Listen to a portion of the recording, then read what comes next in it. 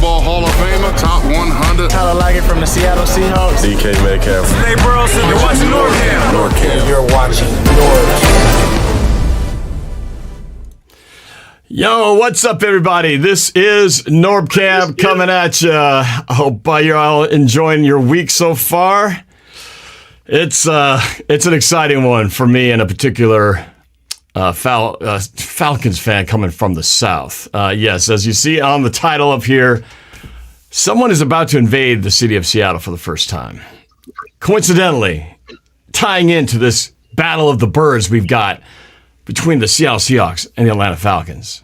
Yes, I'm talking about Sports Live in the ATL. Yes, he is on the air with me here, and I'm not going to waste any time. I'm going to bring him on right now. There he is.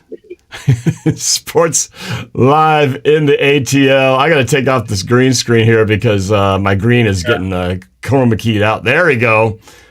I've told you before, David, that is not your color. But I do like the fact that you're going to be surrounded by that come Sunday when we watch this game together. I love being the villain. I'm going to rep Atlanta well. I'm going to show Seattle what the ATL is. I promise you. And I'm coming to win. I'm not coming to see my team lose. Okay, well you're pretty good at it because so far you've seen your team lose twice in a row in a heartbreaking fashion. Brutal. So you're getting kind of used to it now. Yeah, brutal. Everybody, this is David, aka Sports Live in the ATL. We have done many collaborations over the past several years. I think we started in 2000. It was either 15 or 16. I don't remember which year it was, but we've done quite a few. I know we did the collab with the Super Bowl choke and everything like that. I don't know if we did the playoffs, whatever, but we every time Atlanta plays Seattle, we always do something, whether it be a bet, Millennium Falcon, paint, whatever, belch coming, whatever it may be. But I've always had on this bucket list meet up with NorbFam. This is probably my most exciting visit that I've ever done, and I got a lot of respect for the Seattle 12s. A lot of class. Whenever we chat, come over to my page. Everything. I'm excited about it, guys. I knew it would happen eventually, and the pleasure is all Norb's. Yeah, it is all mine and none of yours. Yeah, exactly. Just to set up a few things. If we do this collab, we might go for about an hour or so, depending on how time allows. But I do want to invite you guys, if you want to join up and call in with some questions or comments, or you want to just make fun of David and his goofy thing. I don't know. Maybe green looks good on you, man. Maybe you'll get so tired of your birds losing all the time that you'll want to come over and join the blue and green. But either way, you could join the Discord and join the voice the voice stream party and chat with us here near the end of the stream. Actually, I wanted to wear this just to remind you that. Here we go. I have you, sir. This is the best gift I've got. I would never be caught dead buying any Atlanta Falcons merch. However, it is the best thing to win something like this from somebody's collection. Yeah. Yes, I won this from a previous bet from David. He had to send this to me. And did you see how quick I got over it and got me another one? Well, you're going to have to do that more the more you keep on betting stuff. And speaking of, here's another trophy in my trophy case from our recent win. You had to get me an Atlanta Falcons football signed. About something about me being the greatest. Yeah. You were. The greatest fan that you ever, the greatest YouTuber you ever lost to. Damn straight. Yeah, that's true. What year was that game? Was that when we were rebuilding that one year, 2015 or? No, this is more recent. This was within the last year or two or something. I don't remember. There's been so many times I can't remember though. No, it's more recent. We've had more of our way with you in the last recent years. Yes. If there is one gift that I leave Seattle with, I need to leave with a signed Seattle football somehow, some way. I got to add that to my collection. All right. Well, we will be in person. So if you guys don't know, so we've kind of been talking about it for a while. So for a long time, we both say, hey, if it ever works out where I can go to Atlanta and see a game down there, or David can come up to Seattle and visit our beautiful city and see a game and watch his birds die to a horrible death to the Seahawks, he'd love to see that in person with me. So we are making it happen this weekend. So David's flying in on Friday. And we're going to be spending some time together on Friday. Maybe even do a little in-studio collabing here on Friday. Saturday, spending some of the day together. Maybe going to the Husky-Stanford game on Saturday. I'm hoping. Better not be Seattle. I swear to God, don't bring that rain. I'm telling you, don't. It's gonna be no. There won't be any rain, bro. It's gonna be warm. It's gonna be like in the 70s. Close to 80s, I think. It's gonna be beautiful. You're gonna be treated to the best weather Seattle has to offer. You're lucky, man, because usually by around this time we start getting the cold weather and everything. But you're pretty lucky. It's not gonna be the case with this weekend. Well, I guess the weather gods must have known that I was coming up. They want to make sure it's first class for me. That's right. Lay the red carpet down for you, man. So yeah, and then of course Sunday. He'll be joining me and my crew, made up of my dad, Mark Collins, Pat Svoboda. We'll all be heading up to Lumen Field to watch the bloodbath. And now we'll be wearing this. I will be wearing this jersey, and Norb. I'm gonna have my face painted red and black, and Norb's cam's gonna look like all that Halloweenish color that he's got. And I might even wear this right here just to mock you. Well, hey, you can wear whatever you want. You're going to look like a Seahawks fan, though. I'm just saying. If you wear that on your head, people will think you're have an identity crisis wearing a Falcons jersey with a Seahawks hat. So one thing I want to kind of let people know as you guys are blowing up the chat here, we are going to do a wager on this game because we have to. That's where these things all come from. So what we want to do, we were talking about what could we do? What would be a good wager? And I thought, instead of us coming up with something, I want you guys to suggest what the wager should be. So in the chat or in the comments, put down, and I see you, Amanda, with your little gnome. Put down what you think we should make as a bet. Make it realistic, because we're not gonna break the bank here or anything. But something cool. And if one of you guys come up with a better idea than we can come up with, we might use that as our wager on Sunday. So make your suggestions. What should the loser or what should the winner make the loser do on Sunday when the dust settles at the end of this game on Sunday? So I will take your calls at the end of the show, get your comments, but we're gonna do a little interview to start off and continue talking about things. So keep that in mind. Put it in the chat.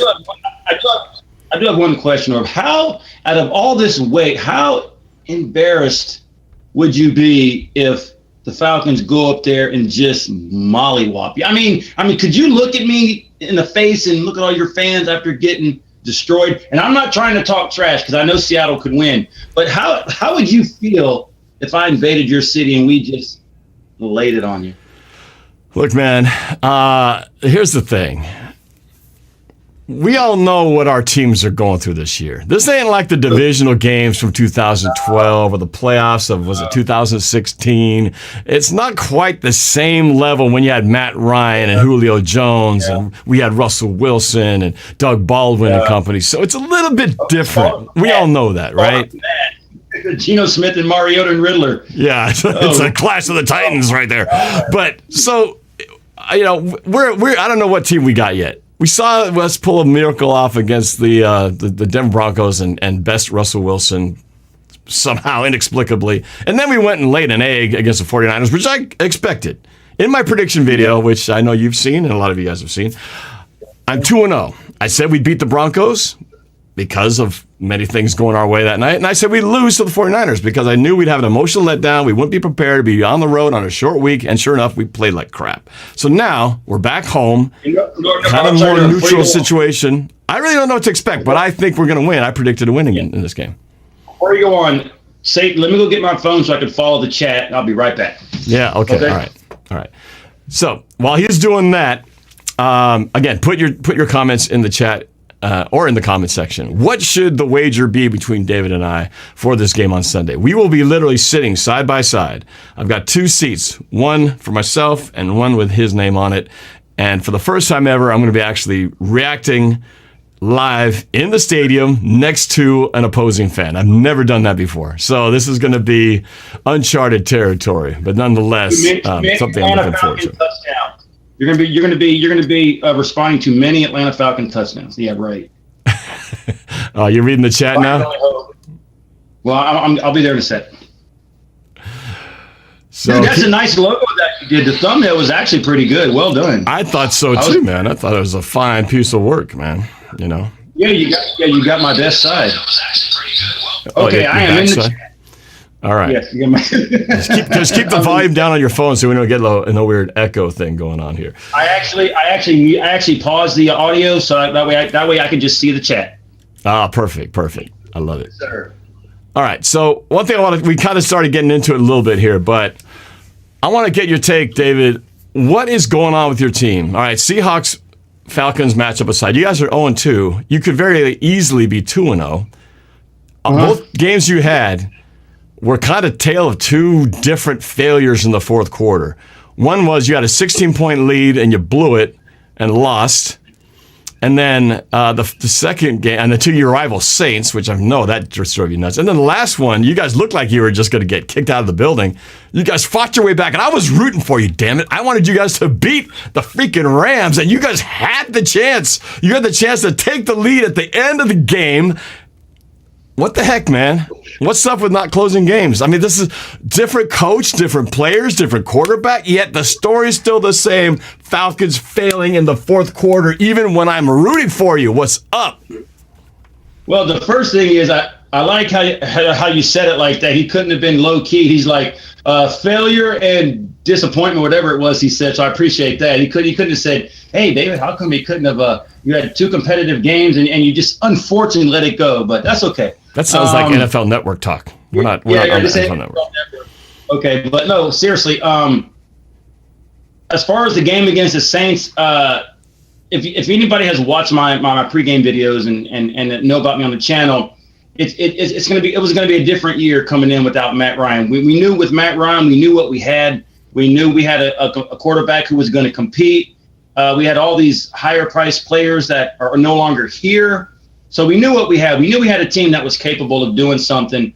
And then when we did that total overhaul change to get all the new players, I think the roster is like 95%, 90% new guys. I saw the energy. I didn't know what to expect coming into the year. I said it in my videos. I expected the Falcons to compete. I expect the Falcons to pull a few upsets. I expected the Falcons to win maybe 6-7 games. This 2-win prediction was a joke. I don't know where that came from. But the Saints game, I don't know how you let that one get away. First of all, we haven't run the ball in forever. We got 201 yards. We got 4 sacks. And we had a 16-point lead with like 10-something to go. You've got to find a way to win. I blame that game strictly on Dean Pease. I blame that game also on Marcus Mariota. Mariota fumbling at the goal line with a chance to go up 30-10. I don't see how we could blow that. I mean, who knows? But and then he couldn't handle the snap on a first down play. The game against the Rams, I had absolutely no expectations. I expected to lose. I expected to compete. I expected to falter late.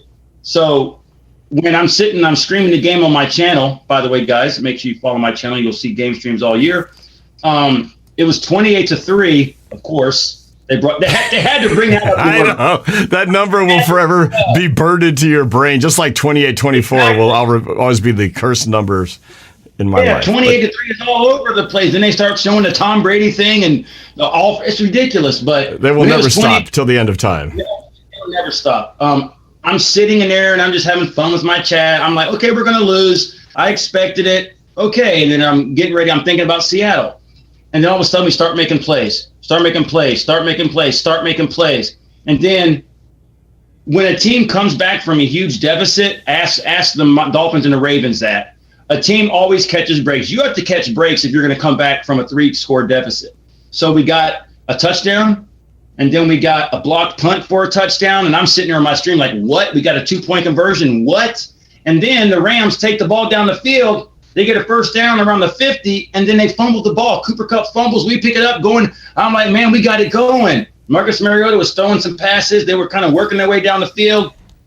And then in a 19-yard line with first down, they don't target Kyle Pitts, your number 1 pick with 1,000 yards last year. They don't target Drake London, their first-round pick, who's made some plays against the Rams. They throw to Braylon or Brandon Edwards, who I never heard of until he got picked up during the offseason. Where's Kyle Pitts? That was a good play call. If Kyle Pitts, who's like 6 foot tree, if he's in there, we make the catch. So I blame Arthur Smith for not getting the call, or the offensive coordinator for not getting Kyle Pitts the ball. And I also blame Mariota. Go watch the end. How do you not get the Hail Mary away? He steps up in the pocket, the 50, the 45, and then he decides to hold the ball and run, fumble it. I mean, it's very depressing, but if anything, Norb, it's encouraging that we've at least been competitive. But there are no moral victories. You want to win. It's between W's and losses. That's true. They all count the same. There's no point total here that makes a difference. And this is what I want. I want this on Sunday. I want to go up to Lumen, whatever you want to call that stadium. We booming in Lumen, baby. Lumen Field. Get the name right. Yeah. Whatever it is. I want to go up there, have fun with you guys, but I want y'all to be hurt afterwards. I want y'all to be crushed because I want that win. But it's going to be a great time. But yeah, I am encouraged about the fact that we are a more physical, fast football team. Yeah, I've always said, which is worse, to have a game where you're this close and it's like inches away from winning it and then you lose it, or one where you're just completely blown out. You go, we had no chance. Oh, well. The second one's the easier because there's no heartbreak. There's no, devastation. You and I both know devastation in a Super Bowl form. Mm-hmm. Our last week, Sunday's games, totally different. You came out, you looked like you were going to get your asses blown away, and then all of a sudden you're back into it. And so you get that feeling of, For us, we had none of that. We were never in that game. We never really even had a chance. Our heartbeat never really took off, except when we got that blocked field goal. That's the only good thing that happened on Sunday. So we went from one where it's like constant tension to complete checked out, and now we're back to this game. So the pressure is definitely, I feel like, is on that we are going to want to, make up for last week's situation. And I'm encouraged also by my team. Even as bad as we played last week, Geno still deserves to get another shot, even though I knew it. I saw it coming as soon as the first half was over. Here come the people calling for Drew Lock to be quarterback. Sure enough, put Drew Lock in. Geno's trash. Put Drew in. The backup quarterback's always the best guy on the bench when the quarterback's struggling, right? He can do no wrong till he goes in there and does wrong. Then your backup comes in, and then he starts laying an egg, and then you wish. Then you go, put the other guy back in. But it's like the opposite for the 49ers, right? It's like everyone's been having this big controversy about, Trey Lance, it's his team now, but Garoppolo's hanging out over here. And next thing you know, bam, ankle broken. Garoppolo's in there, and I was like, oh no. They just got a quarterback upgrade. We're in trouble. And sure enough, we were in trouble. 49ers are a better team and are more built to win now that they have Garoppolo, which sucks because I was really hoping they just committed to Trey Lance because he is not that good of a quarterback. I said it, and now he got hurt, and so my worst situation came true where the better quarterback came off the bench. That's not necessarily the case in Seattle. So you got to give Geno Smith a chance. Our running game is going to get going. We're going to have the 12s on our side this time. It's going to make it a lot tougher for your little birdies.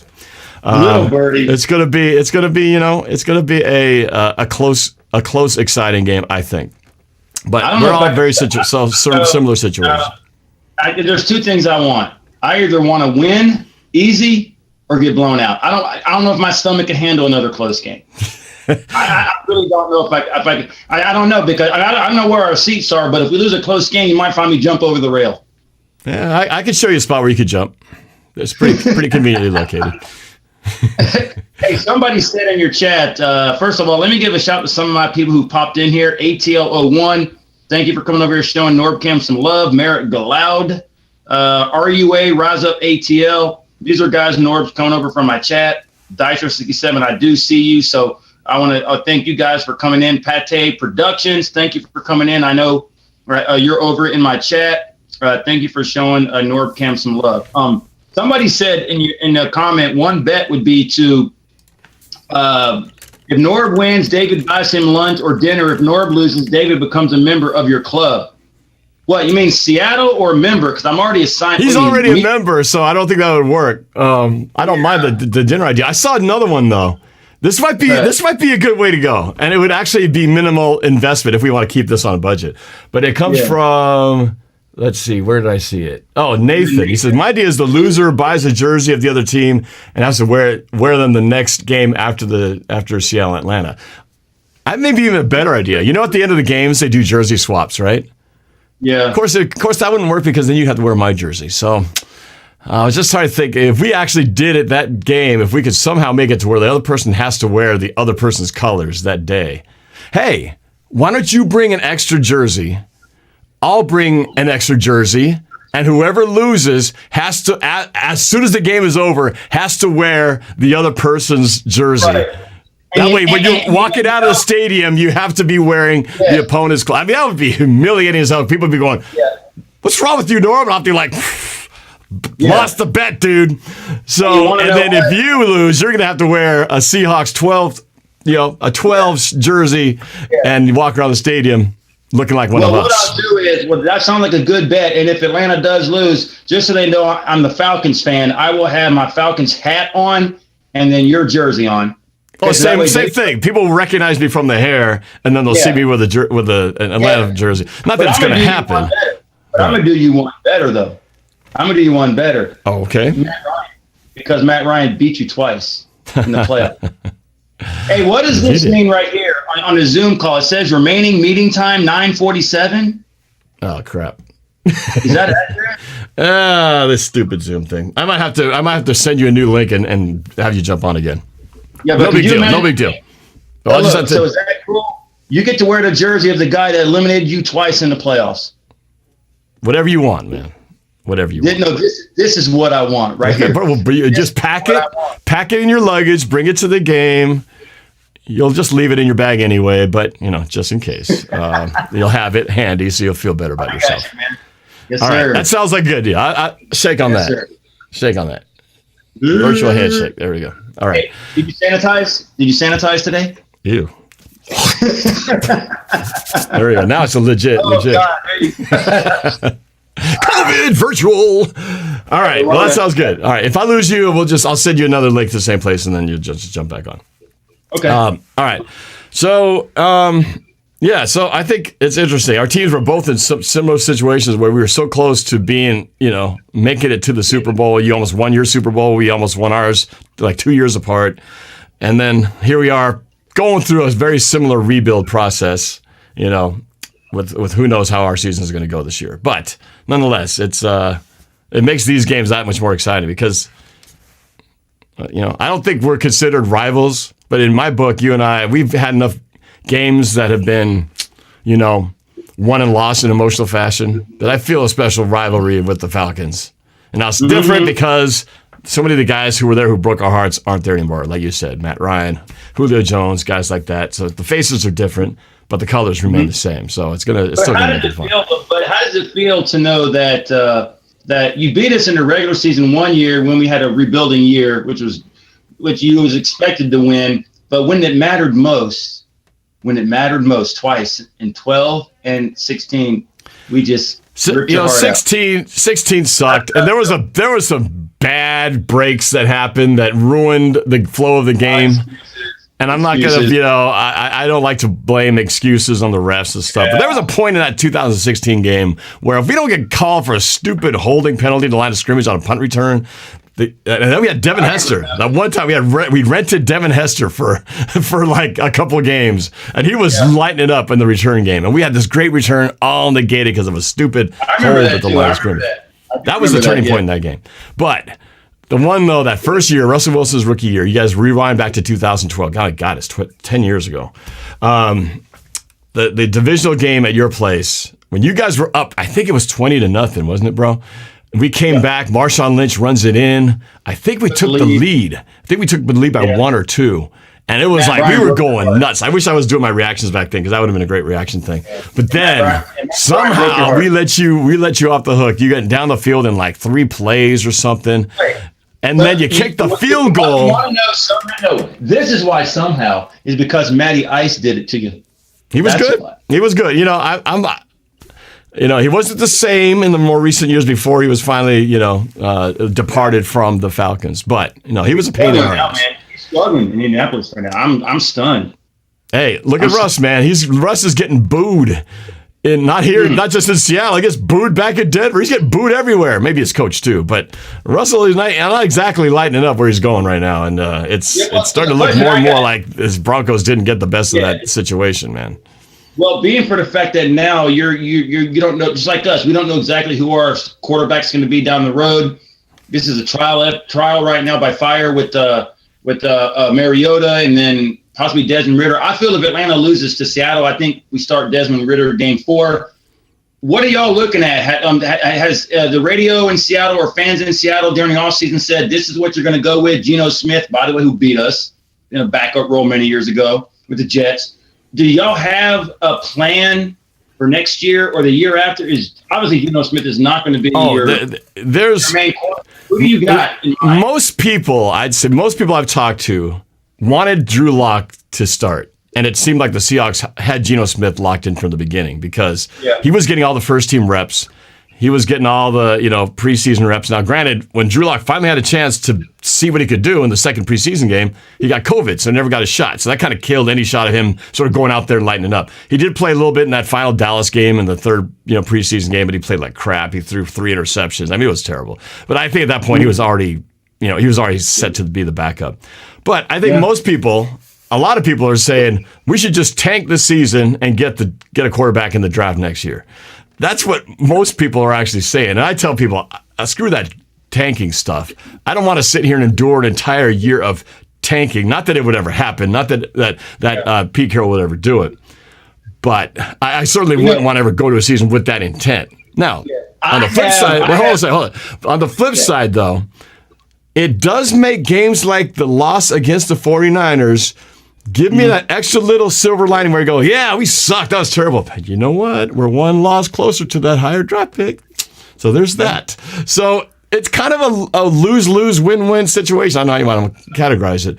But there's something comforting knowing that even if we suck the rest of the year, we did beat Russ at his homecoming.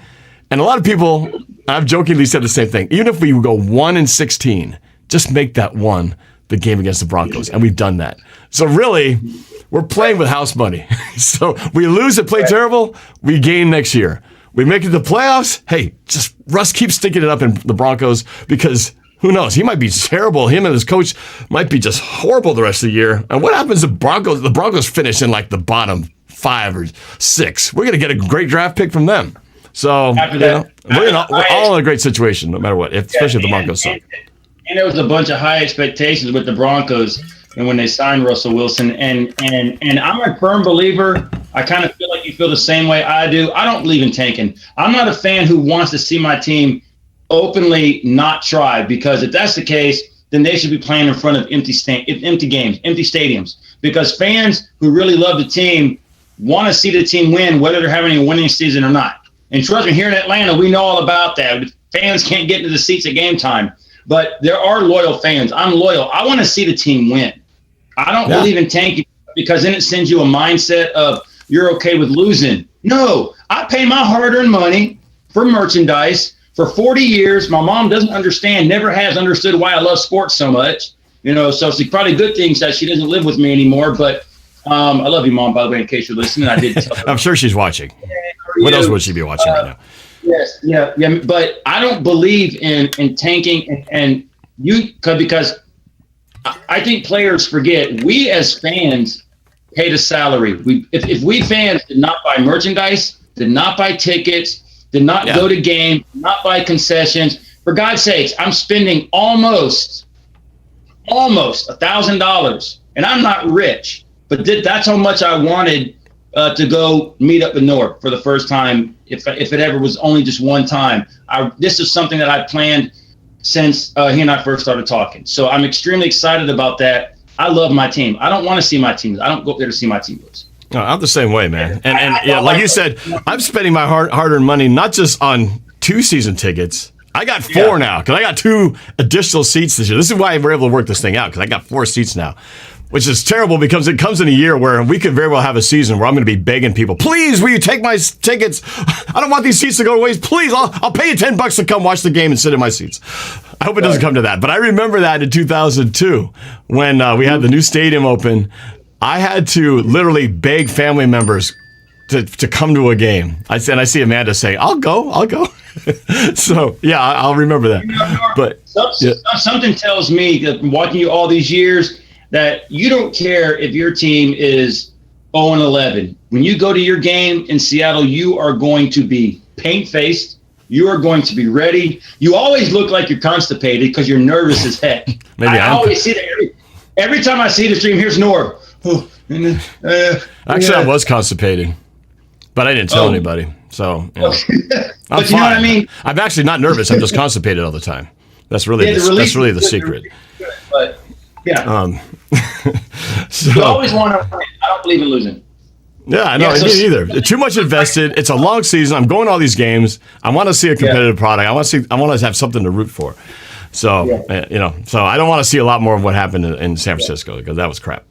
Let's see. I might lose you in like a minute, bro. So if I do, I'm going to send you a new link and we'll restart this thing so we can take some calls and stuff. So if I lose you, no problem. Just look for I'll send it to you I'll DM you in your Twitter again. All right. Absolutely. But yeah, man. So before we get to the open the lines up and before you disappear, and there he goes. Let me go get that thing set up as we're getting we're getting Dave back on the line.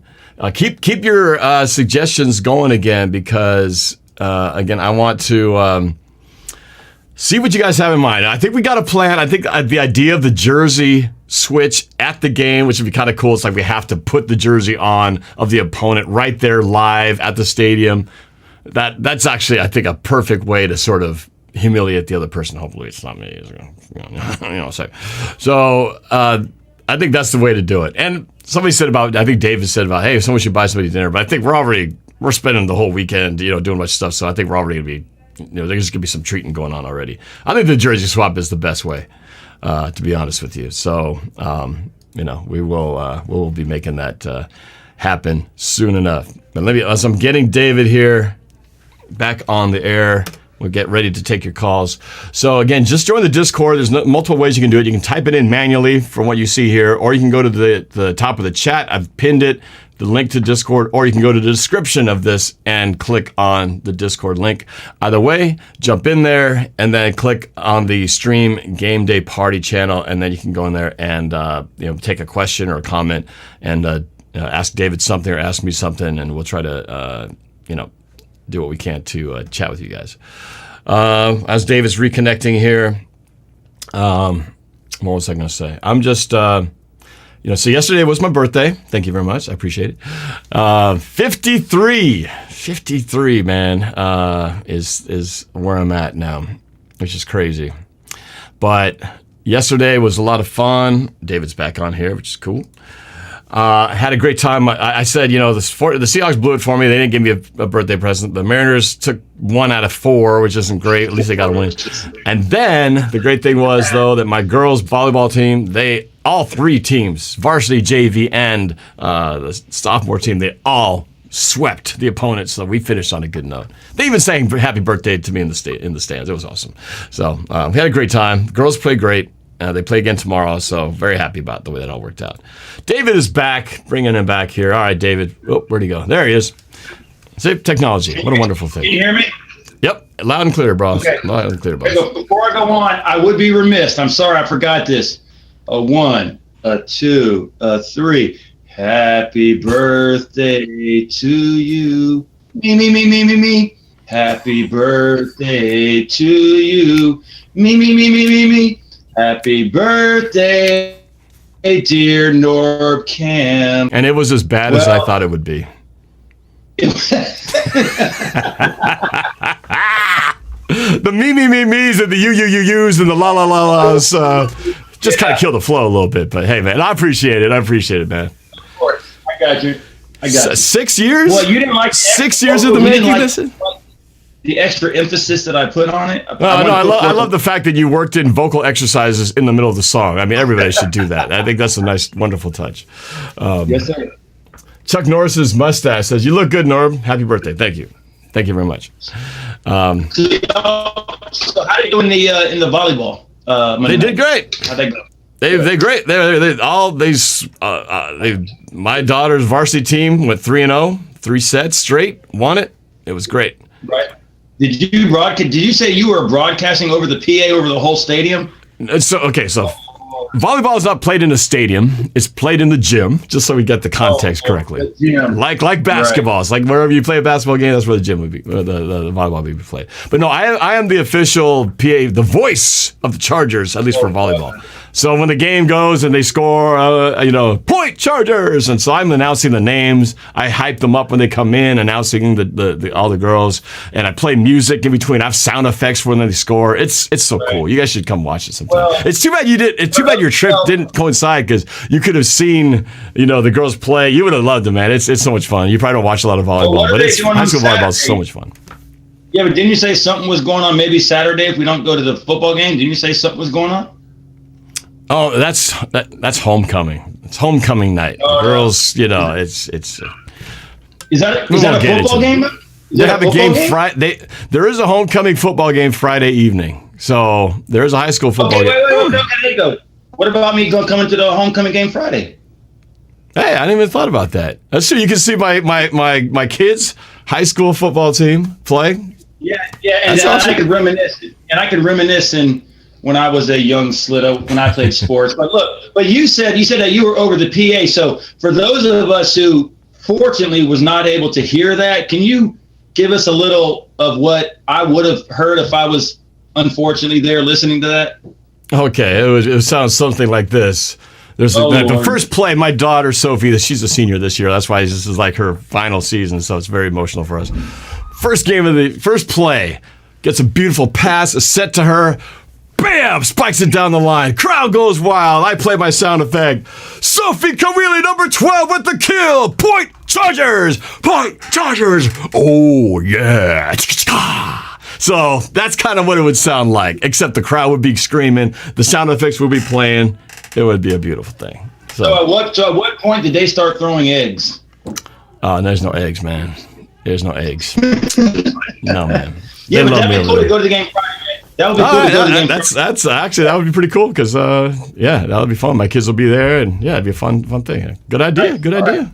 Try to let you soak in all the big game stuff and the little game stuff. It's all that's like local fun stuff. So is the teams that we're going to go see on Friday night, are they good? Well, our Kent Ridge high school team is undefeated so far, so they're pretty good this year. Now, this is high school, man, so, and we're not like SEC high school, so we don't have the explosiveness that a lot of those teams down in the South and in Texas have. But they're fun to watch, man. It's a fun thing. Yes, sir. All right. So, let's see. One last thing before we take calls is just talking a little bit about stuff we're going to do. Obviously, we're already talking about it. We potentially might be going to 3 football games over the weekend. Could be the homecoming game Friday. Could be going to the Husky game Saturday, and of course the big one, the Seahawks and the Falcons on Sunday. That's a lot of football. I don't even go to that many football games on my own, less with a guest. So might work out perfect. Yeah, but didn't Washington? If I remember correctly, didn't Washington have a nice win Saturday night? Washington killed Michigan State. Don't let the score deceive you. It was like 39-28 or something like that. But no, they stomped them, man. Washington looks good this year. And now they're playing Stanford Saturday night. That's going to be a good game, a national game on prime time. So, yeah, it's going to be good. I hope we can make that thing happen. We'll see. Your team might be good, but are y'all national champions? Hey, you know what? That was a great football game. I kudos to Georgia, man. They that was a great Nationals game, and it was just so fun to watch Alabama not win. Because God, I'm sick of those guys. So I was actually rooting for you guys. I'm glad you guys pulled that off. I was thinking about you the whole time. I was like, David finally gets something. But then you got greedy. Then you won the World Series, and I was like, David's getting too much stuff. He doesn't need any more. You've had too much fun. Funny you said that, but some of my friends have said that since I won not one but 2 major championships last year, that I've become a little bit arrogant, a little bit narcissistic, a little bit obnoxious. Well, wait a minute. You already were arrogant, narcissistic, and obnoxious, so I'm not sure what's changed. The only difference is that you have hardware to go with it. That's the only thing that's different. I digress. Yes, sir. I agree. Are you ready to roll Tide? So what do you think about Alabama? Let me ask you this, and I'm sure we'll talk about it. I know it's a pro channel before you do your Discord, but who are your top 4 favorites to win a national championship in the college? The top 4 teams in the college football. What do you think? You're asking a guy who doesn't pay close enough attention to the college scene, so I really don't have any basis of anything. All I know is that Alabama's always in the mix. Freaking Ohio State's always pretty good. I don't know, man. Is Georgia going to potentially come back? How are they doing? How's Georgia doing this year? Well, right now we're 3-0 and we're ranked number 1. Damn, really? You're number 1? I'm impressed. Of course, we're defending champs. Okay. Hey, look, no, how about this? Hey, we're ranked. We're ranked. See, UW went from not ranked to now we're ranked something. I don't even know what rank you were in. 11 or something like that. Well, how about you become a Georgia Bulldog fan? How about you go climb a tree? Actually, I got plenty of trees, so I guess I take that as a no. Okay, fair enough. That's like when people ask me, "Hey, who's your second favorite NFL team, Norb?" Like, I don't have a second favorite NFL team. My second favorite NFL team is the team that will help me, my Seahawks, do better in the standings if that team wins. That's my second favorite team. It might be the Falcons, like last week. The Falcons let me down. They were supposed to win. And then, who else? There was the Raiders. I was a big Raiders fan this past week. How could they speaking of blown leads, how could they let the Cardinals back into that game? I thought that thing was done. I was like, okay, Raiders took care of business. Cardinals are done. Next thing you know, overtime, touchdown on the defensive score, game over. Cardinals win. I can't jump on anybody for being a fan of 2 teams because I'm a fan of the state of Georgia. I love all the teams in the state, Georgia Tech, Georgia, but I'm more of a Georgia fan because I have more merch. Somebody told me, and this is blasphemy, but I had to keep my mouth quiet. Somebody came into my store. She's a Saints fan, but also a Falcons fan. I'm like, that's impossible. Yeah, that's like saying somebody. Yeah, that's like saying somebody's a Seahawks fan and a Niner fan. Yeah, right. That's impossible. I don't get it. Yeah, somebody said, I'm a Broncos fan and a Seahawks fan. It's like, well, so how do you watch Super Bowl 48 and actually have an emotional tie? I mean, well, I get it. I can't relate. I know some people do. I can't relate, though. I can't relate. But I am a Matt Ryan's fan, and I do have a little interest in the Colts because of Matt Ryan. But let's just say the Colts played Atlanta. Obviously, I'll go for the Falcons. But I haven't invested a following towards Ryan, the guy that led Atlanta Falcons football. He brought everything, and he should have been a champion. And I'm not one of those that's going to quit on him. Okay, but I tell you, I'm not happy with his start. This past Sunday, he was. I mean, think about it. The Colts lost to the Jaguars 24-0, who aren't exactly a good team, and they're better this year. Oh my God! But come on, man, Matt Ryan, like 16 of 30. The man who led this team and took us to the Super Bowl. I got his Colts jersey. That right there should have been good enough for him to want to play well and win. And I even texted him on Twitter. I think he liked the post. He was 16 of 30, 4 interceptions. He got sacked all over the place. How do you get sacked under a line that's like full of tree trunks? How's that possible? I don't know, man. Russell, he may not have thrown 4 picks, but he looked. Those stat numbers feel a lot like how he was in Denver last on Sunday. He was about, if they had lost to the Texans, and they could have lost to the Texans the way they were playing, they're just lucky he got that win at home because, man, there would be some serious birds out for hunting season on Russ if that was the case. But it's not looking very good over there. Anyway, I want to ask you something. So you haven't, obviously there's no game scheduled yet for a while where Matt Ryan as a Colt is going to come back and play the Falcons at home, is there? In the foreseeable future? I think it might be next year. Because I think Matt Ryan might be at least there for 2 years. If he is, what would the reception be like for him? We see the Russell, but it was way too soon, under different circumstances. How would the reception be when Matt Ryan would come back to the Atlanta wearing a Colts jersey? I'm going to be real with you with the way that Atlanta embraced Freddie Freeman when he came back here and Jorge Soler when he came back here. As much criticism as Matt Ryan got, I do believe that he will get a more, probably 98% love, because I think at that moment the fans will realize what he brought to this organization. You know, Matt Ryan, he's over 50,000 yards. He has 34 fourth quarter comeback wins. He should be a Super Bowl champion. Say what you want about Matt Ryan about making some mistakes in crunch time. What quarterback doesn't? Even that egomaniac Brady makes mistakes. I mean, he threw a pick six to Alford in the Super Bowl, and he lost 2 Super Bowls to the Giants. So it's not like he all these guys are Drew Brees are incapable of making mistakes. Matt Ryan bled Atlanta. He was very classy when he headed out. Unlike Julio Jones, which I will not get into, but Matt Ryan, even when he left to Indy, he came back down to Atlanta that Monday and did his Atlanta morning show, like he always did every Monday. I got a lot of respect for him. I think the fans will open him with open arms and celebrate him. And I'm going to tell you, people may think I'm crazy. If the Colts came back to Atlanta, I would wear my Falcons hat and my Matt Ryan Colts jersey. I would. If there was a way I could combine it, I would combine it, because I respect what the man did for us. And it's a crying shame, and I really hope he can win the Super Bowl before he retires. I really I think so. Is Rua... What's that? The worst thing would be if that egomaniac retires like he should be after the year, and Matt Ryan goes to Tampa. I don't know how I could root for Ryan with that. Well, that's tough, because then it's a divisional situation. So yeah, that's a whole nother story. I would rather Matt Ryan go to the Seahawks. There was a lot. It was actually there was a time where there was a conversation. Remember, you and I did a collab, and we talked. You speculated, said, "Hey man, what do you think about Matt Ryan going to the Seahawks?" I was like, "What world are you coming from?" All of a sudden, rumors going around. Matt Ryan, possibly trade talks with Seattle. I was like, "What the heck?"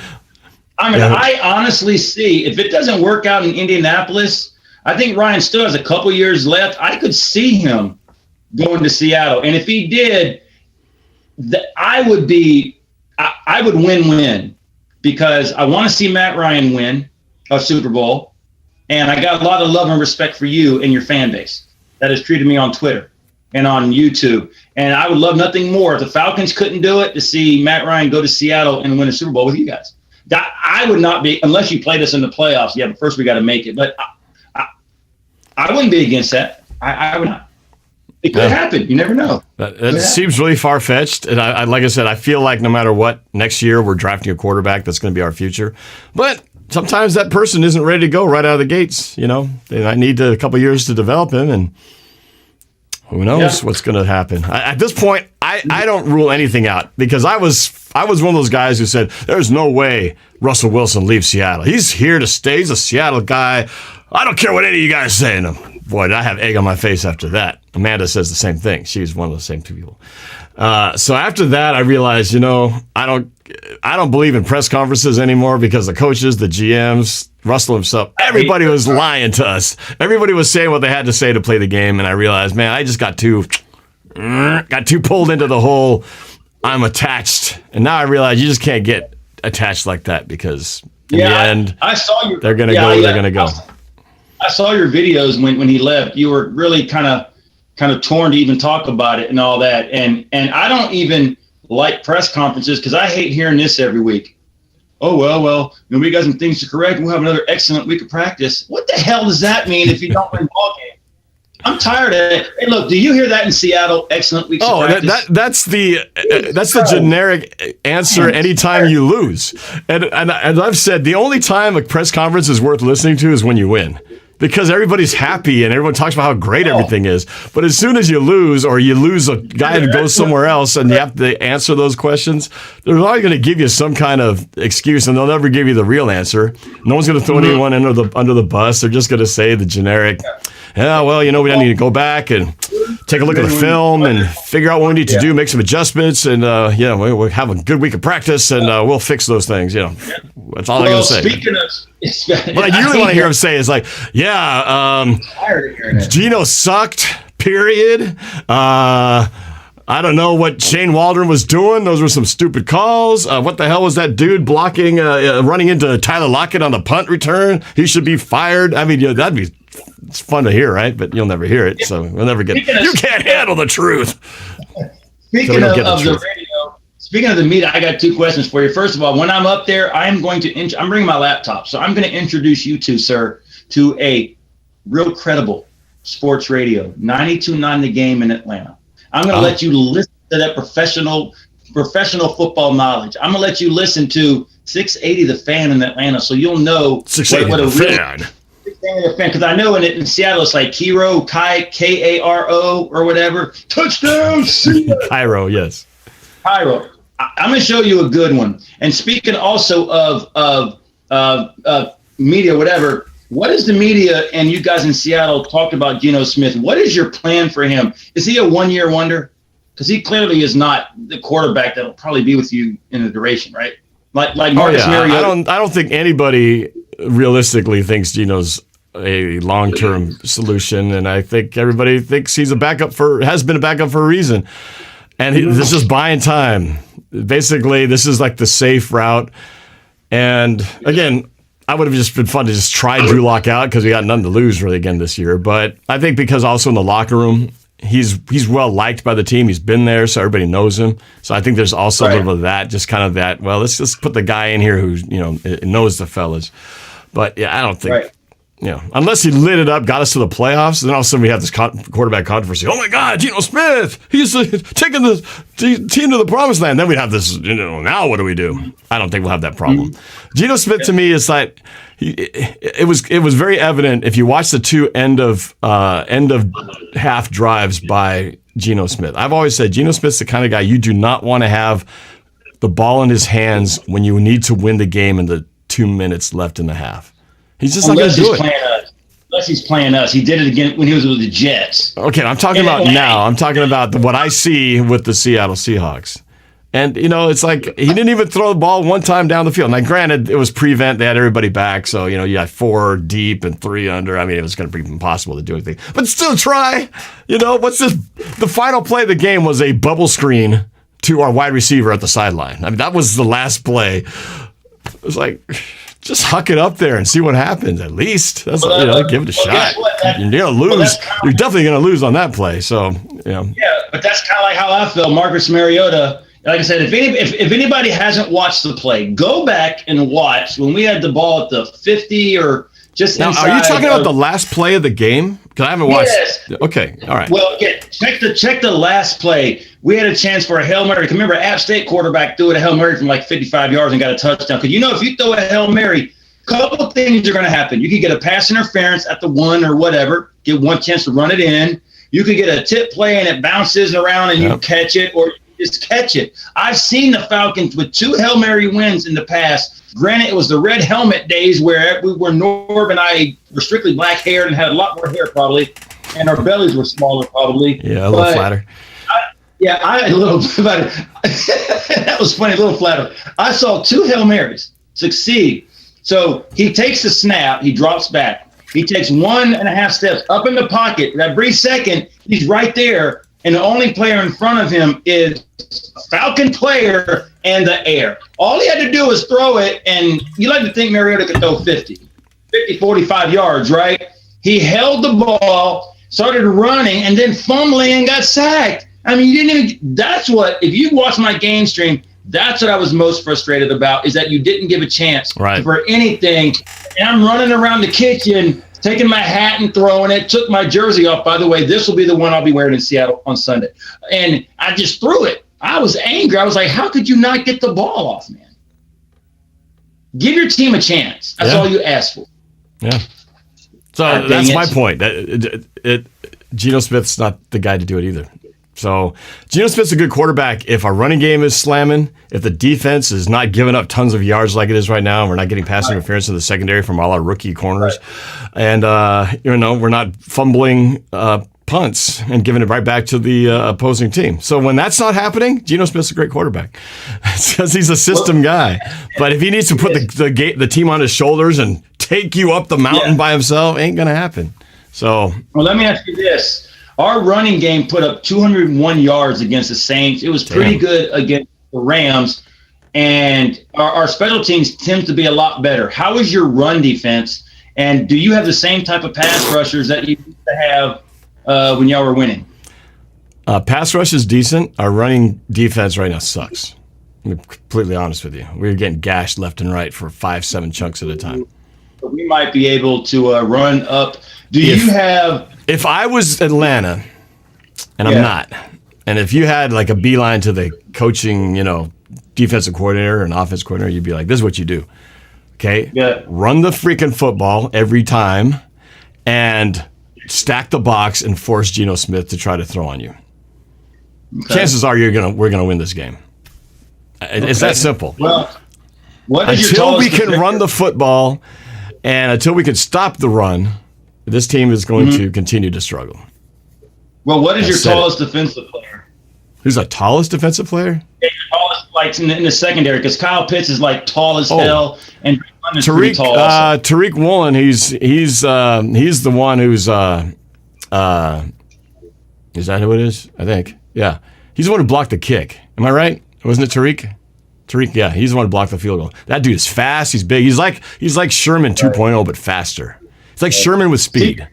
So this guy's good. He's going to be good. He's just raw. He's just, he's still learning the position. So he's, got to learn to turn the head and all that kind of stuff when the ball's in the air. Same with all of our, rookies. Scared already. You're getting scared of the Falcons. You're forgetting the plays and how tall your players are. You're nervous, aren't you? No. Right there. Well, I'd be nervous. Like I said, if there was like Super Bowl or bust this year, yeah, I'd be a lot more nervous, but I'm not. So it's not that expectation. The only thing I'm nervous about is I don't want to wear that stinking jersey of yours, which probably hasn't been washed in like 5 weeks and probably will stink. So, I don't have to deal with that. I take really good care. I take really good. Actually, I mean, it might have a little spaghetti sauce on it, maybe some underarm hairs, but you'll be all right, though, man. Underarm hairs? Damn. You shedding underneath that thing? Jeez. Yeah, I'll make sure I spray it for you. Okay. Oh, yeah. Some Febreze. Shh. Yeah. Anyway, yeah, it's going to be interesting, man. Like I said, I like the home field advantage. I like the timing of this game, but I know what our weaknesses are. I saw it on full display on Sunday, and until they fix that, and until they can get their own stuff going, that's our biggest issue. Running the football and stopping the run. It's all going to be right there. That's the key. Because if we can run the football, Geno will be good. If we can't run the football and it's like an all-pass situation, come from behind, like we were in the 49ers, it's going to be ugly. Well, I will say this. The first 2 games, our run defense looks better than it did last year, and we're getting more of a pass rush. So I don't know how that affects. See, I don't know how your offensive lines are. I don't know how your runnings are. I know you don't have the same guys you used to. That's why I like it. Chances. All right, we have skill on the offensive side. We have great players in the skill positions because we got DK Metcalf, Tyler Lockett. We've got great tight ends. The running backs are good. The line is learning. We got a couple of explosive plays that were called back because our rookie tackle twice was illegally downfield. We got a flea flicker that was beautiful. We've run this thing so many times over the years. It must be a Pete Carroll play because we've run it with every different coordinator and it still shows up. And we completed it. It's beautiful. 50 yards. Flag. Illegal man downfield. It's like, oh my God. We never have that problem every time we run this play. But he's a rookie. Wazoo. Go figure. But they'll be good. They will be good in time. You shall see. One of my followers in chat, RUA, says, introduce Norb to Dukes and Bell on 92.9 The Game. Oh, yeah. Okay. Oh, yeah. Can you say Dukes and Bell? That's what I heard, Dukes and Bell. I read that too. Dukes and Bells. He said that. Dude, you said that. Rua, that's one of your people, right? Yeah, Rise Up ATL. Yeah, okay, all right. Figure it's one of yours. Yeah, I saw the red icon. I thought, oh, it's got to be one of Slitta's people. Yeah, you said that with so much enthusiasm. No, I appreciate you being here. I love when other fans come to the channel, even if they're going to be here to trash talk. Of course, we have a guy. He's a Cardinals fan. He's called what's his name? What's that kid? What's that guy? What's the kid's name? Shoot, I like it. Does he do trash? The something kid. Yeah. Oh, he's always trash talking, whatever he can. But there's even been people who awesome kid. I think it was Awesome Kid. Anyway, people have created alternate names and pretended to be Awesome Kid. I mean, at one point we had like 3 different Awesome Kids all pretending like, will the real Awesome Kid please stand up? So I love it. He's annoying sometimes, but it's pretty hilarious that, the trash talking goes on. He doesn't do videos, huh?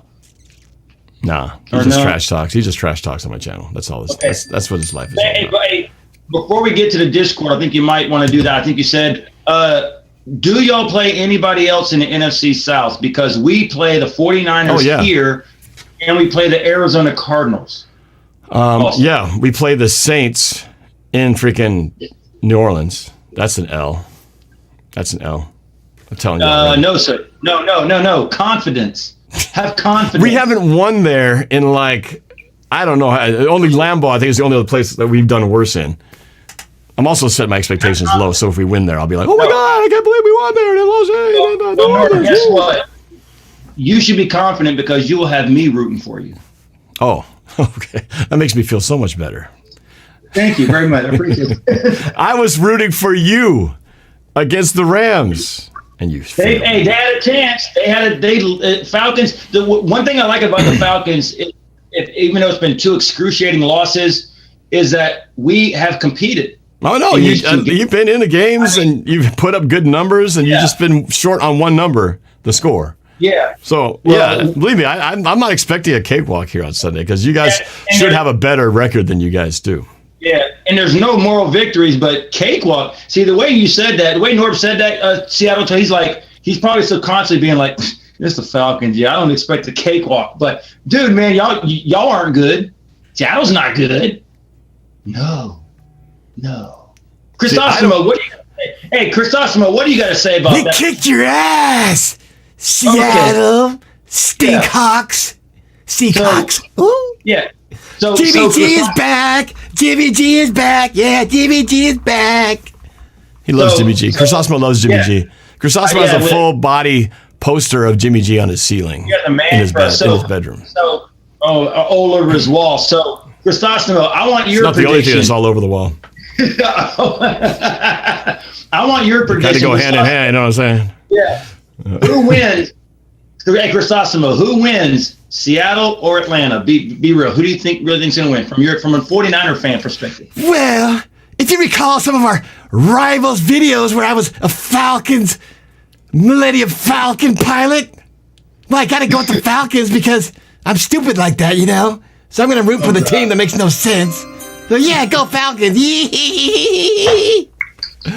All right. Hey, Bobby Cox with the super chat. $20 super chat. Thank you, Bobby Cox. Hey, Norb, y'all might maybe have a chance at least at Wild. Arizona's not playing well, even though they came back and won yesterday. The 49ers lost Lance for the season, and can you trust Jimmy G? And the Rams are struggling. So what does Bobby's not one of your people, is he? I don't know, but Bobby Cox, that's the former manager of the Atlanta Braves, Bobby Cox.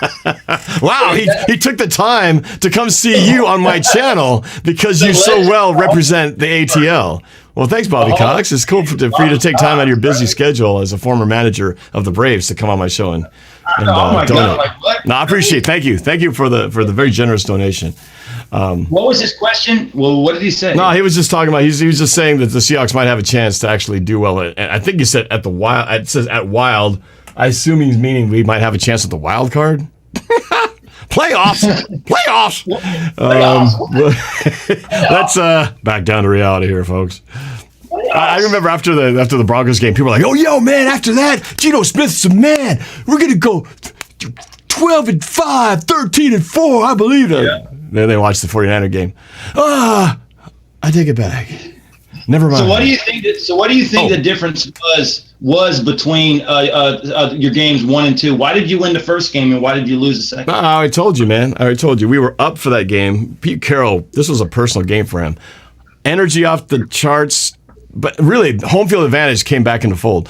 We were so loud that night, it definitely affected their ability to execute the plans they want to. Now, as it turns out, Hackett turns out to be a really bad time manager. But that combined with this 12s caused penalties, and Russ, I don't think he could handle it with the onslaught of noise. So that really helped. And we got a faster get off from the offensive line, or the defensive line. So that helped out a lot. And Geno was great in the first half. And then he just disappeared in the second half and has had never returned since. So, we need some of that first half magic to come back in and do something. Because if he has the lead and the defense is doing good stuff, we can win. But if we have to play from behind, we're probably going to lose. That's kind of it. Look, I'll tell you what I want. I want the Falcons to score early and take y'all out of the ballgame. I don't want to be stressed the whole game. Well, that's going to be the thing. If we fall behind early 2 scores, I might as well start taking the jersey off and switching right there, because we are not built to come back with Geno Smith at the helm. That's just harsh reality. remember, you with the Falcons, it's never over until it's over. No, that's true. You guys have a history of blowing certain leads. All right, I can't believe it. We're back to like 7 minutes on this clock. Well, that sucks. Yes, okay. Well, we can get some calls in here before this thing runs out. Okay. Let's go take some calls on Discord, shall we? Let me go to. Let's see. There's some unfamiliar names in here. Let's see. Black Razor 3. Are you there? Oh, am I set for this? I think I'm set for this. Black Razor 3. Black Razor. Okay, let me make sure you're coming in. Oh, that's muted. Okay, there you go. Black Razor 3 is on the air. What you got, man? What I should ask first, what's your name and where you come from? Marco Chavez. I called last game. I'm not sure if you remember. I'm from Granger, Washington. Oh, Granger! For the ones who get it done. All right, yes, I remember you now. What's a Granger, Washington? What is that, in the boondocks? It's a small city in the state of Washington. I didn't even know where it was. So he's in a very small little town. But yes, Marco, right? Marco, what do you got? You got a question for David, me, comment, question? What you got? Yeah, honestly, I got a question for David. How do you think the run game is going to go against the Falcons when Rashad Penny is going through your guys' defense? Well, I don't know much about, like I said, I don't know much about Seattle's defense. I don't know how good you are. All I know is I can judge by what the Falcons are. We have Cordell Patterson, who's a mixture of a runner and a receiver. We got Tyler Algiers, and we have another guy, Hundley. These guys seem to be running pretty reckless. I mean, if you get 201 yards against an opponent, that shows something. One thing I like about what the Falcons are doing is that they are getting positive yards. It's not like it's 1-2 yards. They're actually getting 5-6 yards, which I thoroughly enjoy, because when you run well, you set up, short third downs and all that and options. But I don't know, man. I don't know much about your defense, but Atlanta's going to bring a decent run game to you. And if y'all have had any problems stopping the run in the first 2 games, you might have another one on Sunday.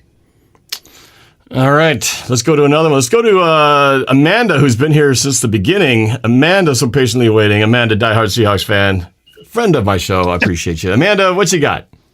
Amanda, how you doing? First of all, about the bet, there's got to be pictures or something or videos. Oh, it'll be part of the live stream.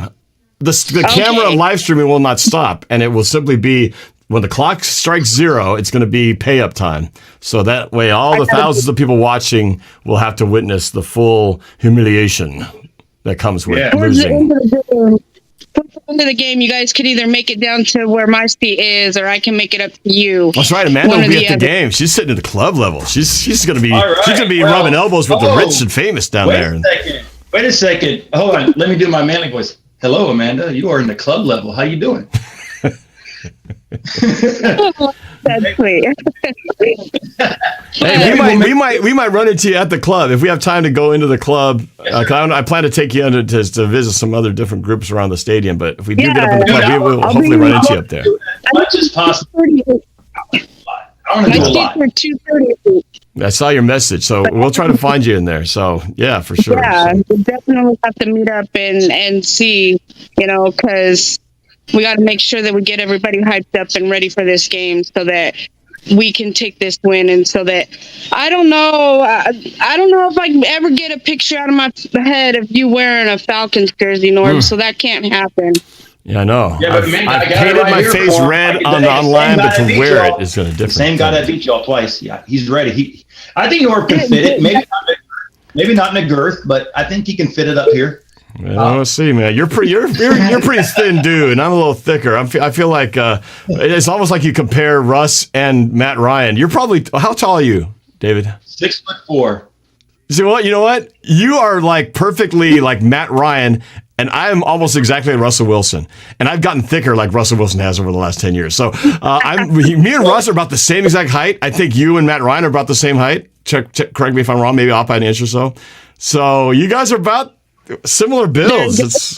It's a pretty close. That's pretty crazy, man. Yeah, but Amanda, if you're able to link up with us, that would be great. I appreciate it. I'd like to, say. I will definitely. way up there. Make my way. You guys come see me in the club level in the good area, because I know Norb and Mark go down there anyways. Amanda, in the club level, and you will actually get a chance to brush with greatness right here. Oh, and David will be there too. So. Okay. Yeah. Well, I want to make sure.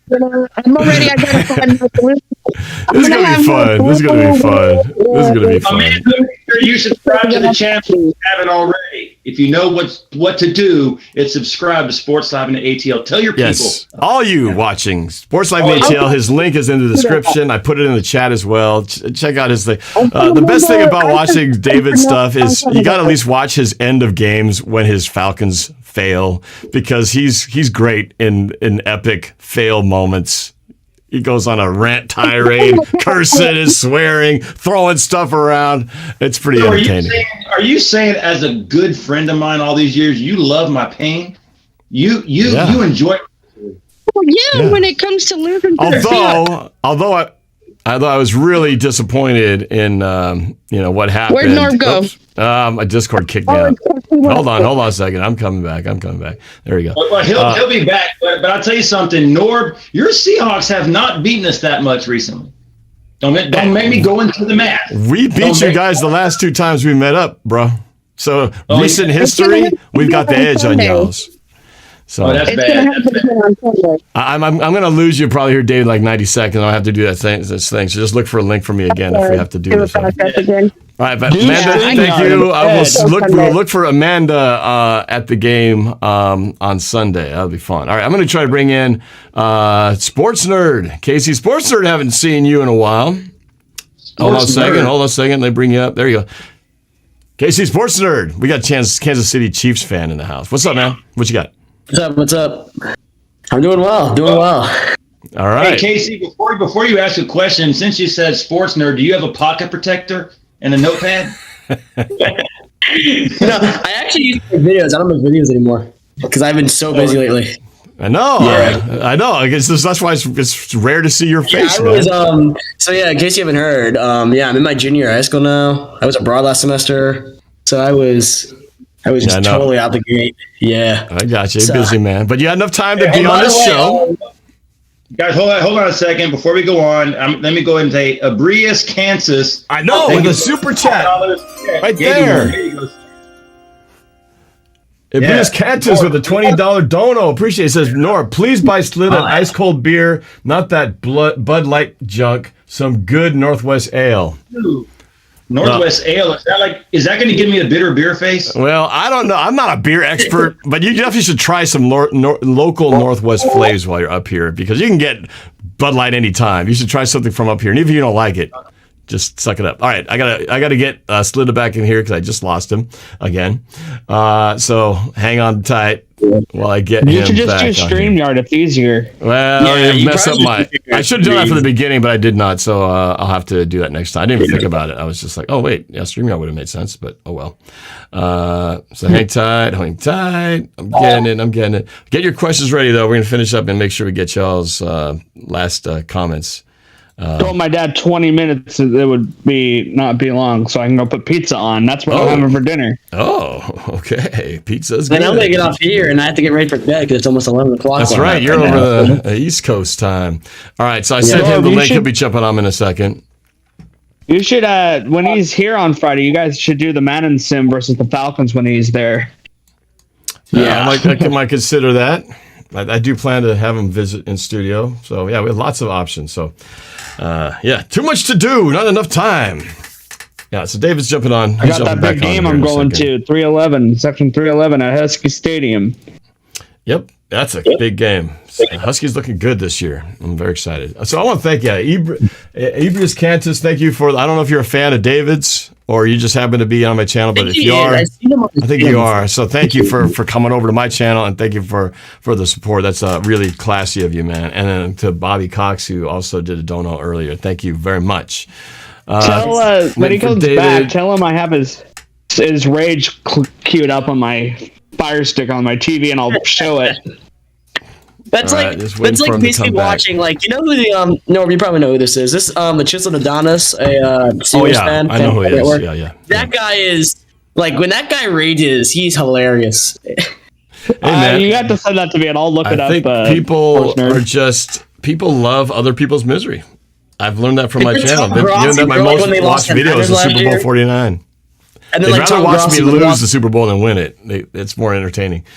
No, and then Tom Grossi last year when they lost the Niners, it was like 19,000 people on his channel. Oh, he was. Yeah, I know. And he was like just getting donations in like the hundreds just to get people to trash Oh, him. he does well for himself. It's good for him, man. He's really Hold grown on, his I channel gotta up. cue it up here.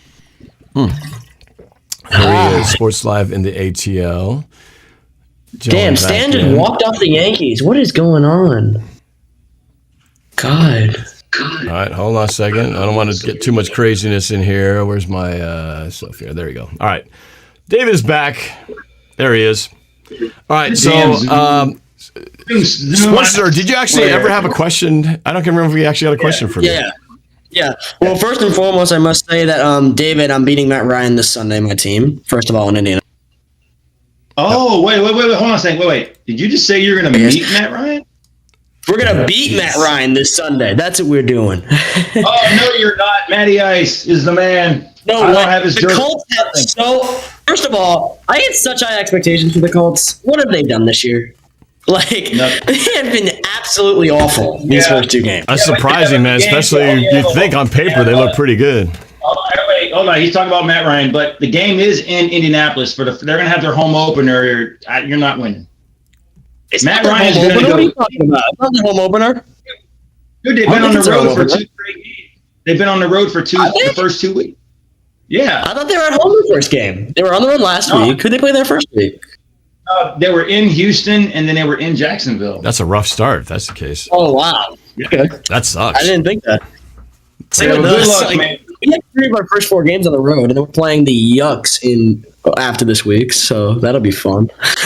I think KC's going to go far this year. In my music prediction video, I said I kind of did a nod to KC making a run at the Super Bowl this year. So yeah, we're playing you Christmas Eve in Kansas City. It's going to be it's going to be the Grinch that stole Christmas when we go to Kansas City this year. I'm already predicting it. We're gonna, you see, watch my video. You'll see what I said. I have a prediction, by the way, for this Sunday for this game. Actually, I didn't say that. All right. Which bird does he like? Surprisingly, for the first time in a while, I do have the Falcons winning this Sunday, actually. Yeah. David, how's this sound? I have you winning 21-14. How's that sound? That sounds great. Thank you, because then I'll make sure Norb wears the jersey. Okay. I'll just say, I think it's going to be close. I just have like 21-14. That's like a standard scoreline. Could you imagine if Atlanta wins, how I'll act in Lumen Fields? You experienced. I'm gonna tell you though. That's you might be right on your score guess, but at least who's winning. I'm not gonna take it away from anything, but I think your score is well. There's no way each team is scoring only touchdowns. There's gonna be at least 2 or 3 field goals in this game. Could be safeties. No way. Yeah, there could. No. Don't say that. I think it's gonna be like a touchdown margin either way. A touchdown margin, but it's not gonna be 21-14. That's too even. Too many 3 touchdowns, 2 touchdowns. I said I would shout out any Falcon fans from my channel that come over. Dylan Blurton. Norb, you can give him a shout out. Thanks for hopping over, man. Dylan Blurton. Appreciate it. Yes, he is a huge Atlanta Braves fan. By the way, the Braves won today. I don't know if the Mets won. I hope they lost. Yes, they did. Congratulations, team, man. They're playing well. Yeah, I know. They're making a run at going for that twofer. How my Mariners doing, by the way? Speaking of baseball, 1-0 over the Athletics right now. Okay. So did the Brewers defeat the Mets tonight? Nope, the Mets are winning. Bottom 8. God let's get back to football. Let's get back to football. All right. Okay, Sports Sir, are you done? Sports Sir, are you done? Yeah. You done making bad predictions? Okay, good. Bye-bye. Let's go to let's see. Let's go to Tyler. Let's go to David's favorite Seahawks fan of all time, Tyler Parcher. Tyler Parcher is in here. Yep. Tyler, go say hi to David. Hey. I know David would love nothing more to hear your voice right now. Yeah. Hey, David, I have this thing queued up for you. Oh, he's got a special treat for you. All right. What's up, sir? Hold on. Oh God. So last week came down to a blocked field goal, and now this one it comes to a Hail Mary. Get rid of it, you dummy! Throw it! Fucking goal! What the fuck? Okay, I think we got the gist of that. It's actually good that you were laughing over it because otherwise we would have had to bleep out all these F and this and S this and suck this and kiss my that. Terrible. We got the gist of it. I'm looking forward to what happens if you have that sort of ending in person next to me in my stadium. That's going to be YouTube gold, man. That's all I have to say. All I can say is that I'll do my best to keep it PG, but I do have to tell Seattle fans, I'm very passionate. I will do my best to respect Seattle, the city. I always have when I went to Philly and New Orleans. I try to keep it what it is, but like Norb and myself, we're passionate. Okay, I'm Italian. I'm vocal. If we lose a tough ball game, there might be words that you've never heard of that I will create that they'll write in the dictionary the next day. They'll put I it in always there. watch all your shows and comment on your show too. I'm sure you. Yeah, I know you do. Yeah, I know. need to be. Yes, sir. I want to be back on your thing on Twitter if that's possible. Are you going to the game, Tyler? You're left. No, it's my Discord keeps crashing on me. There you go. What were you saying, David? He was asking if you're going to be at the game. I said probably not. You don't usually go to a lot of Seahawks games. No, Twitter, I mean. No, I know that. What I'm saying is, are you going to the game on Sunday? I'm not. I'm going to that Husky Stanford game, though. Oh, darn it. That sucks. Hey, A Fizzle Productions, I want to give a shout out to him. My dude, personal friend here in Atlanta, Norb. If you could shout out A Fizzle Productions, I'd appreciate it. Hey, Fizzle Productions. Oh, I remember you. Yeah. Yep. I think Slynn's a little too excited about this trip. I'm excited about this trip, man. It's not very often I get to host somebody who's never been to my city before. You got to do the Madden sim and he can watch you play, Norb. Yeah, we'll see. We'll see. We have lots of things to do, a lot of places to see. We might be able to squeeze it in. What's the Madden? What? I might be able to be a part of your Seahawks Madden? I could do one of my Madden sims in here and play the simulation between the Seahawks and the Falcons, do a preview possibly. We'll see how that goes. All right. I want to get another call in here. We got AK1096 in the Discord. Yo, what's up, man? Hey, Norb, it's Anish. How's it going, buddy? Oh, Anish from across the border. What's going on, man? Nothing much, man. Long time. I haven't talked to you in a long time. Thought I'd hit you up here today. I was just in Santa Clara for the game on Sunday. Tough game to see, obviously.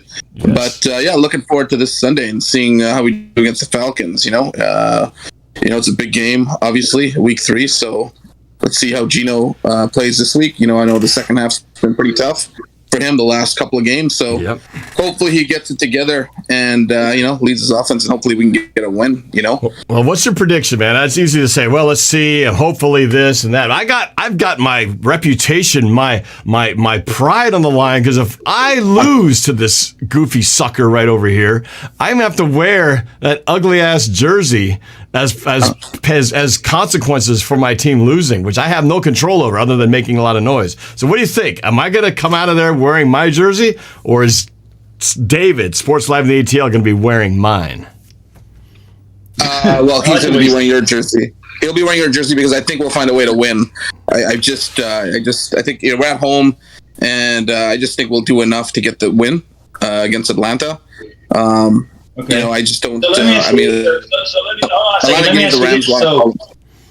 Sir, hold on. So, what exactly are you going to do to pull off this win? What are you going to do? You're saying what are the Seahawks going to do? You're saying we as in, or you as in the Seahawks? Okay, go ahead. Because he gave a point and said that Seattle's going to do enough to win. So I'm like, what are you going to do? Well, we're going to run the ball and we're going to shut you down on our defense. Our defense is going to shut your offense down, right? I mean, Marcus Mariota. I mean, he is what he is at the end of the day, right? I mean, no disrespect, but he's not an elite quarterback. and he's just not going to get the job done on Sunday, especially with the 12s there, right? Especially with those fans, makes a huge difference, right? Matt Ryan went there a couple times and just ignored that. And we do have a good running game that put up 201 yards the first week. And according to Norb, you don't have a good run defense, so I guess that would knock that out of the equation, right? But you know what? Matt Ryan's a future Hall of Fame quarterback. Let's not compare Matt Ryan to Marcus Mariota, right? So good point. I mean, that's a future Hall of Fame quarterback. So. Yeah. See, okay, fair enough, sir. See, David. See, you tell him, man. You tell him. Yeah. So I expect to see your crow comment on my channel or Norb's channel after the game, Mr. Across the Border. Oh yeah, you definitely will. I hope so, sir. Your crow video. Are you good at doing crow videos? Are you good at saying congratulations? Okay, well you will be this time. If we lose to you guys, then yeah, absolutely, I'll congratulate you. But I won't be doing any crow videos, that's for sure. Okay, fair enough. Fair enough. All right, and Nisha, it's good talking to you, man. You will be at the game on Sunday? Yep, I'll see you Sunday, man. All right, we'll see you down there. Probably when we come down to the South End to visit Sam Dog, I expect to see you. Is that where you're going to be, right? South End? Yep, same seats as usual. Well, I'm going to drag this skinny, narrow-ass Slita down there and meet all you guys. So look for us sometime before the game, and we'll come say hi to you guys. Yes, sir. You can meet them. Next time, all right, Anish, good talking to you, man. You too. All right, let's go to. We got to wrap this up. Got to finish up here pretty soon. Here, let's go to David. He's been patiently waiting. David, what you got for David Sports? David to David. I realize it's David to David. Hey, Norb, what's up? You know, I'm just wanting to say a couple of things to you and my page partner. All right, what do you got? Wait, hold on a second, David. Before you say something to Norb, we have two first names. We got that connection. Yeah, you can't say hello to David. I know that. But I want to say a couple of things to you and to Norb. Norb, you've always been awesome to me. Okay, so you are the best. I appreciate it. But now I want to talk to Dave from Atlanta. The other David is not so awesome. Well, he's awesome. He's awesome in his own mind. People. I was born in Alabama. Dave from Atlanta, and the Tide has always been my team. But I respect you guys, being Georgia. Thank you. Being Atlanta, being in the rankings. Yeah, I respect you guys. And I thank you for being you. Yeah, we're national champions. You are awesome. Go Hawks. Thank you. And the Hawks will win in 24-23 over Atlanta. No offense to you, Dave. Did I hear 24-23? Okay. Is that what I heard? And a nail biter. Boy, blood pressure is going to be off the charts that day, man. All right, thanks, David. Appreciate you, man. Thanks for being on the show as always. Yeah, thank you, David. Full Tide, Georgia national champs. Thank you, sir. Woo. All right, well, there you go. Another Seattle narrow nail biter win in our favor. Let's go to Rise Up ATL. This got to be one of your people. Rise Up ATL. You in there? Yeah, that's RUA. That's RUA. That's RUA. Got it. Welcome to the show, man. Appreciate you being in the chat. And now here you are in person. Or not person, in voice. Yeah. Norb, what you do for Seattle is great. Just make sure, Slita, Dave, make sure he comes back to Atlanta in one piece. Make sure he doesn't wild out up there in Seattle. But for real, Dave, have a good time. As far as the game goes, I think it's really both of the teams were in a similar situation.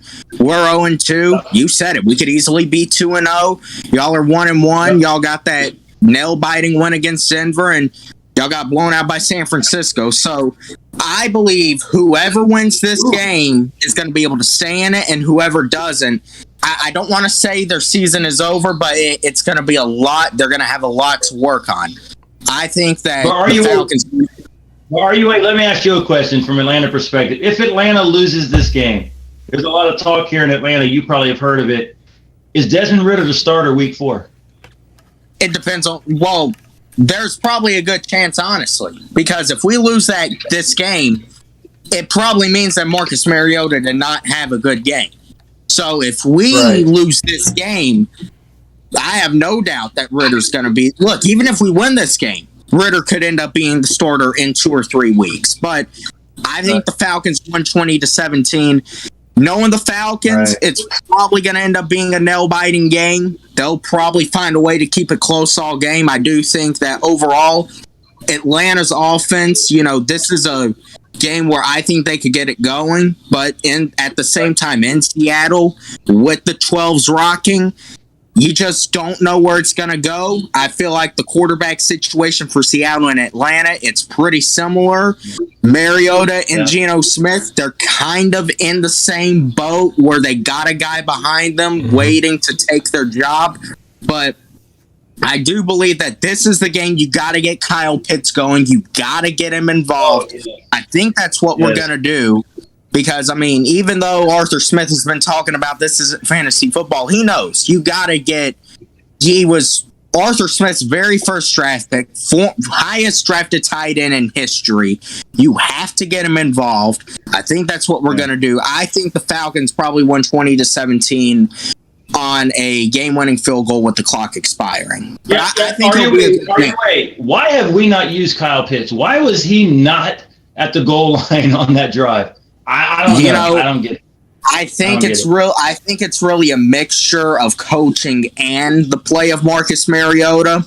That last drive against LA, we should have ended up either using Drake London, who we did have going all game, or that's the time you should have used Kyle Pitts. We should have not thrown it. What was that play where Jalen Ramsey got the interception? What play was that? When did that happen? Against Edwards in the end zone. That won it. That won the game for them. That was the game winner? Game loser, game winner for them. It's game sealer. That was a hell of a play. That was not a bad throw. Yeah, Jalen Ramsey just made an awesome play on that. If Kyle Pitts was there, he might have caught it because he was tall enough. And I'm going to tell you something, RUA.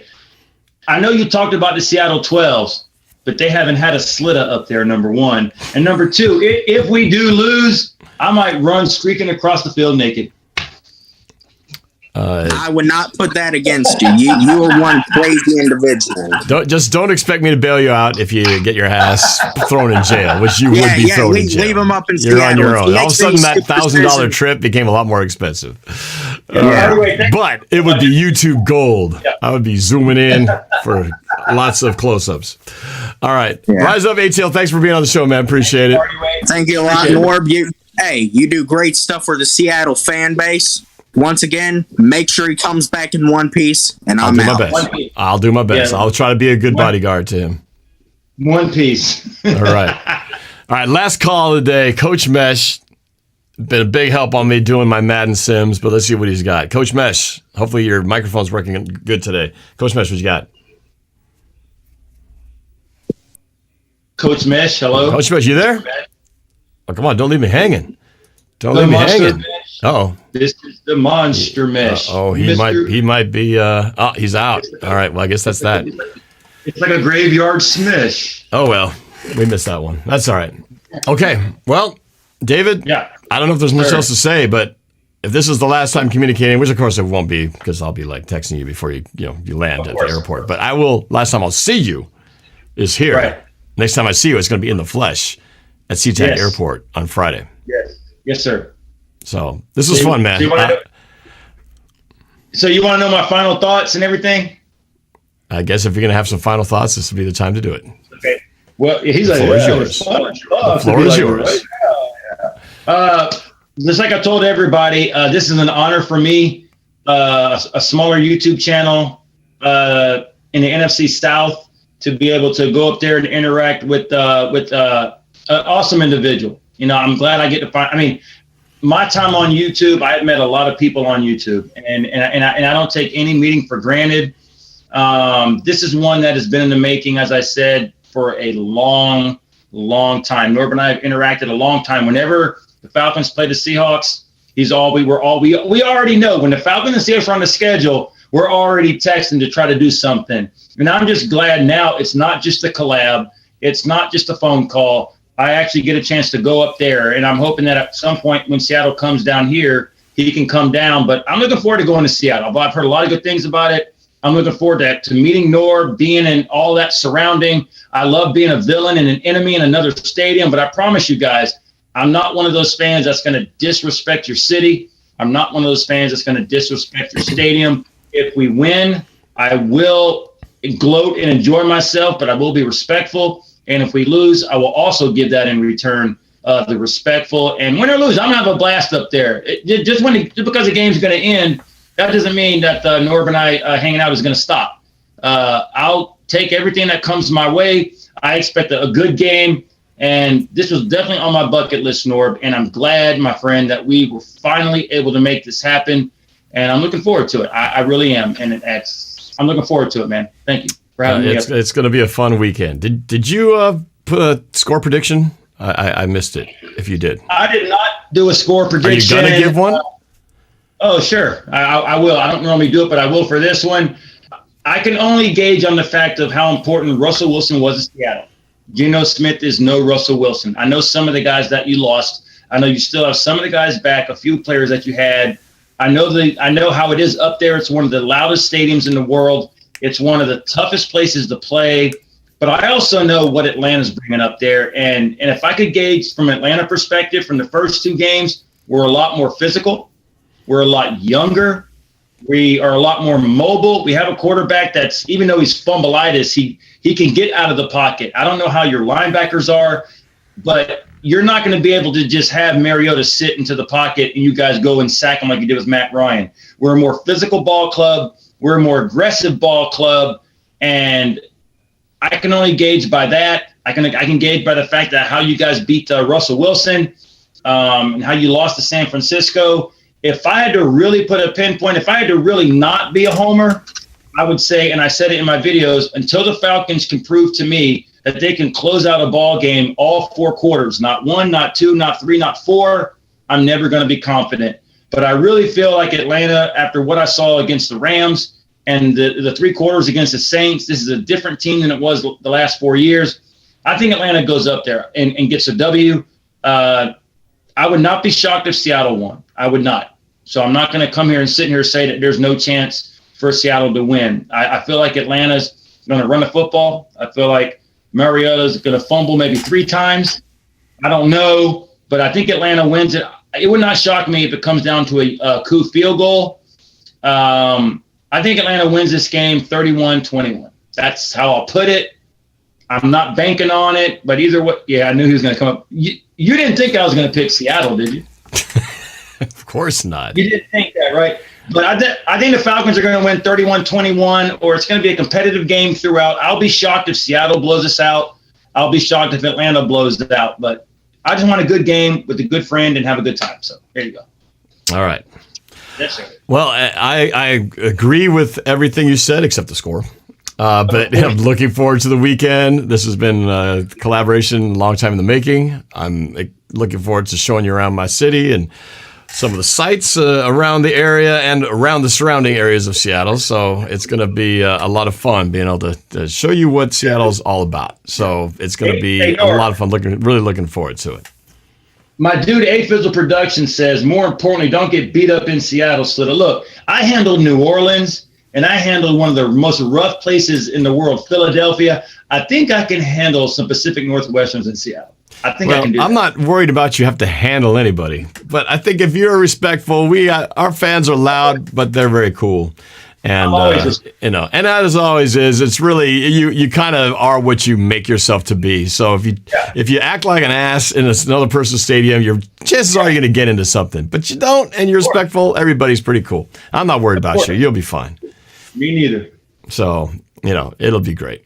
As far as the score, I said it earlier, so much of this depends on the run game, both being able to establish the run and being able to stop or at least slow down the run. We got killed on time of possession last game, kind of like it's been the last couple of years where we were the last place defense in starting out the beginning of the last 2 seasons. If we continue that pattern where we keep giving up yards, can't get off the field and can't stay on the field and fall behind early, it's going to be a long day. We got to get early. We got to score. We got to keep control of the football, and hopefully the crowd noise will help that. I'm going to go with my music prediction video because so far I'm 2-0 on that, almost to a T, very close in the scores that I predicted. So I'm going to go with what I said, how the result of this game is going to be, which I say the Seattle Seahawks will emerge victorious over the Atlanta Falcons 23-16. And then Slida is going to have to wear a Seahawks jersey as punishment. As we said in our bet, which is unless you guys come up with something better. That is the plan. So there you go. That's it. Next time you see us together on a screen, it's going to be in real life. So looking forward to this, man. Likewise. Me too, Norb.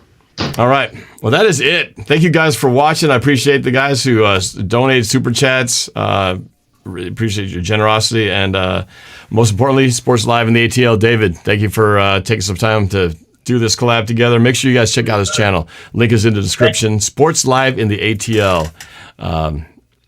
Good stuff there. So looking forward to the collab this weekend. It's going to be a lot of fun, man. Absolutely, sir. Yes, sir. All Seattle, right. be ready. ATL's invading your house. It's going to be crazy. Let's go. All right. See y'all later. Have a great rest of your week. Go Seahawks, baby.